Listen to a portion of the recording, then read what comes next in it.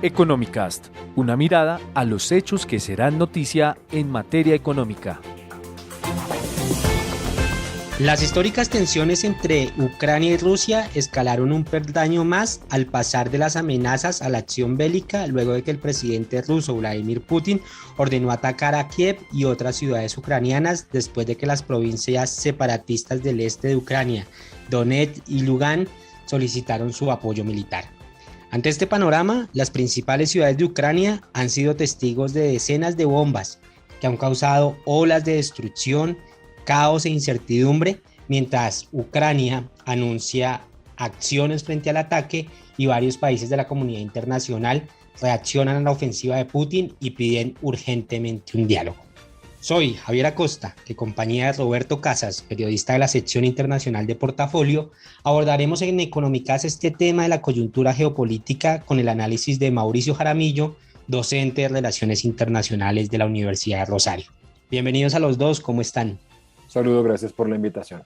Un saludo, Javier. Es un gusto compartir este espacio contigo. Y bueno, profe Jaramillo, muchas gracias por compartir acá con nosotros en este espacio. ¿Cómo se encuentra? Todo muy bien, y que me imagino que igual que ustedes, preocupados con esta situación internacional que hoy nos convoca. Así es, profe, así es. Pero antes de hablar de lo que está sucediendo en la actualidad, es preciso recordar, ¿no?, que todas estas tensiones entre Rusia y Ucrania no son nuevas, que se vienen dando desde el inicio de la caída de la Unión Soviética, posteriormente en 2014, y ahora han resurgido nuevamente con esta ola y escalada de violencia. Pero conversemos de lo que está sucediendo actualmente. Profe, ¿cómo ve usted actualmente esta escalada bélica en Ucrania? Pues básicamente para entender, yo creo lo que está pasando hay que entender que hay dos versiones encontradas. Una que pasa por las acusaciones contra Rusia, de que básicamente la guerra tiene que ver con el apetito geopolítico de Putin para anexar territorios que son parte de Ucrania, y se habla de la manera como ya se intervino antes en Georgia en el 2008. Y la otra versión, que hay que tener en cuenta, por más que haya sido un poco más desestimada en la prensa, porque es la versión oficial de Rusia, sugiere que el motivo de la guerra se explica por la necesidad que tiene Rusia de defender a la población ruso parlante de las repúblicas de Donetsk y Lugansk, y que la misma población ruso parlante fue la que le ha venido exigiendo a Rusia desde hace más de 8 o 9 años que intervenga para detener lo que es un inminente genocidio contra estas 4 millones de personas. Y a esto hay que añadir la necesidad que dice Rusia que tiene de contener la expansión de la OTAN. Hay que acordarse que después en la posguerra fría, la OTAN se ha venido expandiendo a países que antes eran aliados de los soviéticos, hoy de Rusia, y eso ha hecho pues que se desequilibre un poco la zona. Creo que grosso modo eso es un poco el panorama al que nos estamos enfrentando por estos días. Profesor, pero desmenucemos un poco el tema. Digamos, ¿quiénes son los principales actores del conflicto, históricamente hablando y actualmente? ¿Y qué se está jugando, y qué se están jugando ambos países en relación con su lucha de territorio y sus problemas políticos internos? Históricamente ha habido 3 actores. La OTAN, que se creó en pleno contexto de la Guerra Fría. Yo creo que es importante explicarle a la gente que la OTAN se creó para contener el comunismo, para hacerle contrapeso a Moscú, en esa época Unión Soviética, y sobrevivió al fin de la Guerra Fría. Ese es un actor muy importante al que siempre Rusia ha visto como una amenaza, porque se creó precisamente para hacerle contrapeso. Obviamente está Rusia como un actor importante que está renaciendo, sobre todo desde la llegada de Putin en el 99. Rusia ha buscado recuperar esos espacios, ha buscado recuperar su prestigio, y está obviamente Estados Unidos, que también ha perdido prestigio en el último tiempo. Basta recordar el fracaso de Afganistán, la toma al poder de los talibanes, la trágica intervención en Libia, en Irak, etc. Entonces la importancia es distinta para cada uno. En Rusia se está jugando un poco su papel como garante de la estabilidad en la zona, y hoy básicamente ha perdido un poco ese papel. Si uno compara lo que hizo Rusia antes, cuando intervino en Kazajstán, o en Georgia, que básicamente estabilizó las zonas, hoy ha creado una situación de caos y eso la deja muy mal parada. Estados Unidos está en juego su liderazgo mundial y uno ve las protuberantes limitaciones que tiene Joe Biden para limitar, para detener a Vladimir Putin. Seguramente le va a costar internamente, y finalmente la OTAN, que se está jugando su prestigio y que pues gracias a Rusia le terminó haciendo un favor porque la terminó reviviendo luego de una década muy dura para la OTAN en términos de legitimidad y aceptación. Perfecto. Profe, yo quisiera profundizar un poco sobre un aspecto que quizás en la opinión pública mundial no se habla mucho o no se detalla tanto, y es algo que usted mencionaba sobre esa necesidad de Putin de restablecer la grandeza rusa y apoyar a los ciudadanos rusos en el extranjero. Tengo entendido que esto también forma parte de la Constitución de Rusia, pero quisiera que pudiera profundizar un poquito sobre esto y ya entramos de lleno en consecuencias de lo que está sucediendo actualmente. Sí, pues aquí básicamente hay que explicar que hay un montón de población rusa regada por todo lo que fueron las exrepúblicas soviéticas, en Armenia, en Kazajistán, en Georgia, en Ucrania, en los países bálticos, Letonia, Lituania y Estonia, que hoy están estos tres últimos en la Unión Europea, y ha habido un sentimiento antirruso en el último tiempo, en buena medida por las acciones de Putin que han creado esta imagen de una Rusia antipática. Entonces Rusia, como bien dice Roberto, tiene por mandato constitucional el deber de proteger a esos rusos cuando Rusia siente que están en situación de peligro y necesitan auxilio. Esto tiene un antecedente que yo creo que es relevante mencionar muy brevemente, y es la manera en que Rusia no pudo auxiliar a los serbios cuando Serbia fue bombardeada por la OTAN en la primavera del 99. Allí se pasó algo muy similar a lo que estamos viendo ahora. Estados Unidos y la OTAN bombardearon Belgrado, las principales ciudades de Serbia, para castigar a Slobodan Milosevic por el genocidio que se estaba llevando a cabo en Kosovo. Igual la misma retórica de Putin en Donetsk y Lugansk. Y obviamente a los serbios nunca le perdonaron a Rusia que, siendo un pueblo eslavo, los rusos no los hubieran auxiliado.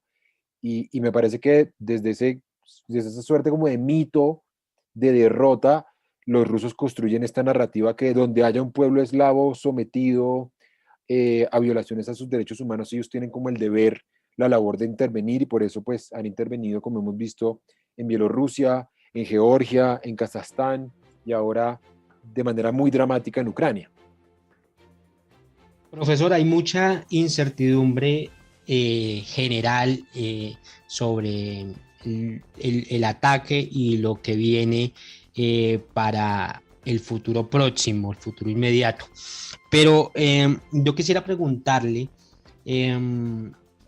si Estados Unidos realmente quisiera comenzar con una guerra después de que ha tenido que salir de otros territorios donde también fue aliado, y de pronto no con los mejores resultados, como donde ingresaron los talibanes En Afganistán, sí. en Afganistán. Entonces quisiera preguntarle si Estados Unidos quisiera de verdad involucrarse en este momento en un conflicto bélico, o si estaría buscando alternativas de diálogos y de sanciones. Yo creo que Estados Unidos no quiere una guerra con Rusia y Rusia no quiere una guerra con Estados Unidos, y eso es una buena noticia para el mundo. Para Estados Unidos la guerra es muy costosa, y aquí está en juego, y este es un tema importante para todos como humanidad, porque está en juego el orden mundial basado en que hay 5 potencias que tienen el arma nuclear y que disponen de un asiento permanente en el Consejo de Seguridad de Naciones Unidas: Rusia, China, Reino Unido, Francia, Estados Unidos. Y no creo yo que tengan interés en ir a la guerra, porque hacerlo significa renunciar a esa autoridad. Ellos en buena medida son la autoridad del planeta porque digamos que son los que se portan bien, ¿sí? Y el día que China y Rusia con Reino Unido se peleen utilizando el arma atómica, eso implicará que pierden un poco la autoridad en la que se ha basado un poco esta estructura que ya completa 70 años de poder. Por eso pienso yo que el discurso de la disuasión nuclear es muy efectivo, Javier, porque hace que la guerra sea muy costosa. Se garantiza la destrucción mutua y eso hace que siempre el costo de la guerra sea mayor a cualquier otro costo. Y más aún si uno ve lo que tú mencionabas, Javier, el fracaso de las guerras extraterritoriales por parte de Estados Unidos ha sido una constante desde Vietnam. Entonces uno podría pensar que ni en lo político ni en el cálculo militar a Estados Unidos le conviene la guerra. Las sanciones, ahora me imagino que vamos a hablar sobre eso, las sanciones económicas son muy costosas para todos, pero son, si se quiere, el mal menor para ejercer presión sobre esta Rusia de Putin cuya racionalidad creo hoy ponemos en tela de juicio. Así es, profe. Profundicemos un poco sobre el tema de las sanciones. ¿Hasta dónde puede llegar Occidente con este tema? ¿Realmente son efectivas estas sanciones contra Rusia? Porque, a ver, tenemos, es de conocimiento público las sanciones en contra de China, en contra de Cuba, Venezuela, pero hasta ahora pues nada ha cambiado. ¿Cómo mira usted este panorama? Yo coincido con lo que plantea, con lo que insinúa Roberto, y es que la evidencia empírica da cuenta de que las sanciones no son muy efectivas. En los casos de Irán, por ejemplo, de Irak, Corea del Norte, Cuba, Venezuela, Siria, han radicalizado a los regímenes. Solamente está el caso de Libia, Muammar Gaddafi, que terminó cediendo y renunció a las aspiraciones que en ese momento tenía Libia de dotarse del arma nuclear. Es un caso excepcional. Ahora, creo que por la escasez de recursos y la obviamente evidente fracaso de la diplomacia, lo primero que tienen a la mano europeos y estadounidenses es las sanciones económicas. Yo tengo la impresión que acá es de quién más aguante. Y lo digo porque Rusia viene muy mal, viene de 2 años de ralentización de su economía por la pandemia, con una tasa de mortandad mucho más alta que la de Europa. Necesita reactivar sus exportaciones, soya, maíz, trigo, arroz, gas, petróleo, y el hecho de que los europeos hablen de un embargo, de unas sanciones sobre esos productos, incluso que Alemania haya llegado al punto de decir que queda suspendido el proyecto Nord Stream que implica el abastecimiento de petróleo y gas, pues habla de un golpe muy duro para Rusia en materia de exportaciones y para Europa en materia de abastecimiento. Ahí se espera pues básicamente una carestía, una inflación provocada por esa misma carestía. Entonces no sé quién puede aguantar más, pero me parece que es hasta ahora lo que tenemos, hasta que surja de pronto una iniciativa diplomática más agresiva, si se quiere, más nueva, más original, que deje contentos a las partes, pero ahora lo que vemos es, creo yo, pasaremos de una guerra bélica a una guerra más en términos económicos. Profesor, y en esto, ¿dónde queda Colombia? Es decir, Colombia está ubicada entre los que apoyan a Estados Unidos, pero digamos, ¿cuándo empezaría el país a sentir el efecto de estos ataques o si efectivamente en algún momento lo sentirá? Yo pienso que políticamente América Latina no, digamos, acá no es muy relevante, por no decir que es insignificante en realidad. Nosotros no tenemos ahí mucho que ver, nuestra opinión desafortunadamente no va a ser tomada en cuenta, y digo desafortunadamente porque los países latinoamericanos han sido de lejos los más pacifistas. Fue la primera zona del mundo que se declaró libre de armas nucleares a través de un tratado internacional en el 68 de Tlatelolco. No tenemos guerras graves entre estados, no hay conflictos étnicos, pero nuestra voz pues no tiene mucha relevancia. O sea, ojalá esto dependiera de Brasil, de México, que tienen esta trayectoria pacífica en su política exterior. Colombia es un caso aparte, Javier y Roberto. ¿Por qué? Porque en el último tiempo nosotros hemos decidido alinearnos como nunca lo habíamos hecho con Estados Unidos. O sea, pasamos de un alineamiento racional a un alineamiento absoluto en el que nos enemistamos con los enemigos de Estados Unidos. Esto tiene un antecedente oscuro para Colombia y son las acusaciones a Rusia por la presencia militar en la frontera con Venezuela, las insinuaciones de que Rusia va a tener alguna injerencia en las elecciones colombianas sin aportar en ninguno de los dos casos pruebas. Y obviamente las declaraciones, a mi juicio, irresponsables del presidente Duque, congraciándose un poco con la OEA. Colombia es no miembro, ojo, no miembro, sino socio de la OEA, pero no la obliga de ninguna manera a hablar de la territorialidad de Ucrania, aliarse con Occidente. Eso me parece, insisto, un despropósito que nos aleja, que nos distancia, que nos pone en latitudes a las que no estamos acostumbrados y nos aleja de nuestra trayectoria de tradición de política exterior que está consagrada en la Constitución del 91. Profe, quiero ir un poco más allá, ¿no? Quizás preguntarle si esto que está ocurriendo, esta escalada bélica en Ucrania, puede marcar un precedente de inestabilidad en el mundo. Puede quizás marcar un antes y un después, se pueden venir otras guerras o otros intentos como el de, por ejemplo, China con Taiwán, ¿o cómo lo ve usted? Sí, no. O sea, sí, porque sin duda alguna esto es un antes y un después y creo que todos nos vamos a acordar en 20 años dónde estábamos cuando inició esta guerra, como nos pasa los que vivimos la guerra en Irak de los 90 o la guerra de Irak del 2003 o las Torres Gemelas, etc. Todo el mundo se acuerda dónde estaba. Yo no creo que tenga un efecto dominó, básicamente porque un poco ha habido una reacción de estupor y de rechazo frente a lo que ha hecho Rusia. No ha habido casi ambivalencia. Entonces yo pensaría que los estados se la van a pensar dos veces antes de hacer una acción como la de Rusia, asumir los costos que va a asumir Rusia. Rusia va a perder margen de maniobra regional porque está perdiendo legitimidad, va a perder económicamente en un momento en que lo necesita, y eso es aleccionador para terceros estados, un poco como pasó con el Brexit en Reino Unido, que no terminó siendo lección, terminó no siendo ejemplo para terceros estados. Y pensaría que el caso de China es muy distinto. China es todo lo contrario de Rusia. China es la paciencia. China lo que hace es esperar sentada lentamente a que los estados vayan reconociendo el principio de una sola China, que es básicamente reconocer a la China Beijing popular y no reconocer a Taipei. Y lo ha venido consiguiendo. Hoy solamente creo que 14 estados en el mundo reconocen a Taiwán.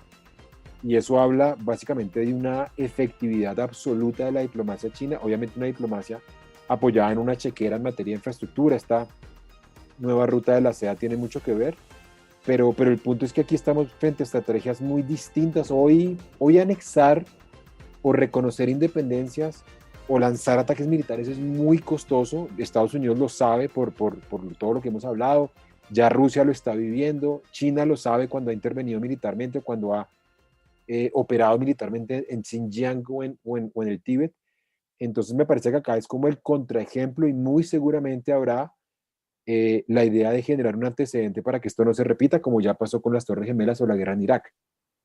Profesor Jaramillo, ¿en qué terreno cayó el balón? Es decir, ¿quién tiene ahorita la responsabilidad de actuar para salir de este conflicto que tiene en vilo al mundo? Uy, qué buena pregunta, pero qué pregunta tan difícil. Yo pensaría, es que la coyuntura cambia tanto, Javier. En este momento es Rusia quien tiene el protagonismo principal, porque es Rusia la única que puede decidir, y es lo que yo creo que va a pasar. Ya entró en territorio ucraniano, ya castigó, ya aniquiló las capacidades militares de Ucrania, va a salir, y es lo que esperamos todos. Una invasión, una permanencia sería catastrófica para el mundo. Después de eso me parece que la pelota pasará a la OTAN, porque, insisto, yo creo que no va a haber estabilidad en Europa si no hay una garantía de dos cosas. Uno, que Rusia va a respetar la soberanía de Ucrania, y dos, que Ucrania se tiene que declarar neutral, insisto, como lo hizo, yo creo que yo hablaba en estos días con Roberto sobre eso. Finlandia lo hizo en la Guerra Fría y en la posguerra fría ha mantenido esa vocación neutral. A propósito de todas estas sensibilidades geopolíticas y por las atipicidades que marcan la historia reciente ucraniana, me parece que es el mejor camino, que no solamente asegura la no injerencia de Europa, Rusia y Estados Unidos, sino un equilibrio entre las dos comunidades, ¿no? Porque acá no hay que olvidarnos esto. Acá lo más importante son las y los ucranianos, es decir, la gente que está en este momento asumiendo la peor parte de la guerra, tanto en el occidente ucraniano como en estas repúblicas secesionistas de Lugansk y Donetsk, que se han quejado de las violaciones a los derechos humanos, es lo único que puede llegar a lograr un equilibrio, y me parece que eso dependerá en una primera fase de Rusia, luego de la OTAN y finalmente Estados Unidos y Europa.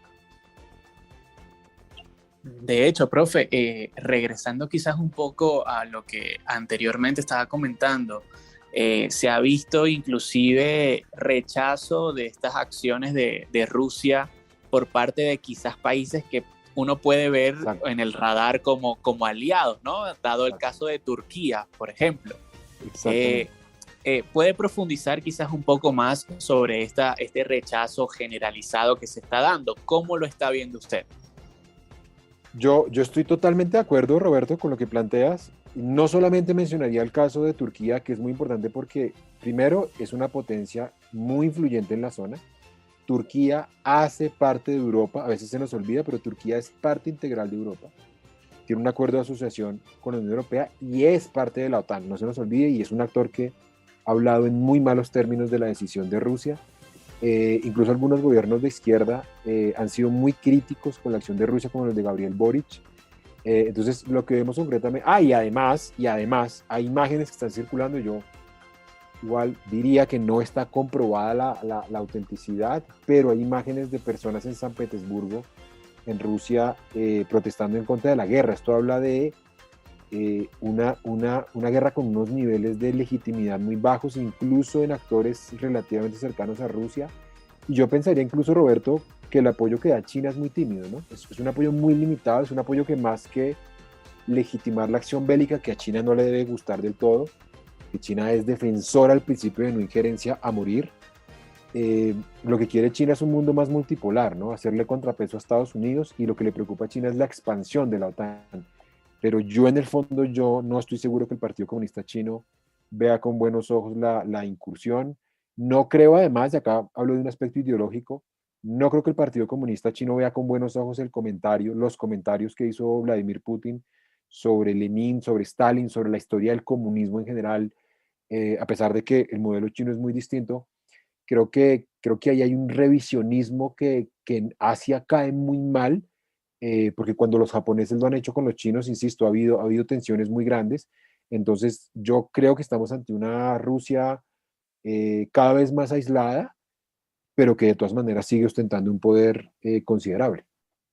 Profesor, yo quisiera ir cerrando este episodio preguntándole sobre las implicaciones económicas que puede llegar a tener para el mundo que está atravesando sí, un periodo de transición después de la pandemia.